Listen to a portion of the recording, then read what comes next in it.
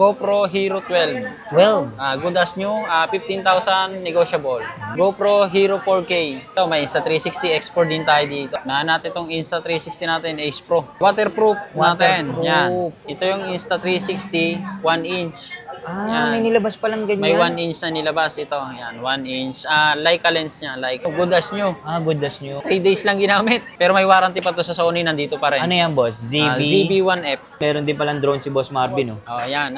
May drone pa tayo dito, naliligaw. DJI Mavic Pro. Pinakamura natin DJI-Cam. 4,000 only. In demand ngayon, no? Sa mga in demand. estudyante. Nikon G1 natin. Pinakamura. Pinakamura natin sa mirrorless, 12,000. Medyo in demand ngayon ng mga Fuji. XA3 natin, XT100, flip screen, Wi-Fi touchscreen. XA5, 24 megapixel. Price din natin dito, yan, 27,000. Ito Panasonic Lumix G3, ang 15K. 15K. Yan. Flip screen na rin siya. Changeable lens na rin. May plus na din siya. Yan. Package nito, may bag, strap, charger, memory card. Gagamitin nyo na lang. At ito naman, G85, mas latest siya dito. So, Lumix G100. Para siyang digicam lang, maliit lang ang build niya. Handy lang, no? Handy lang.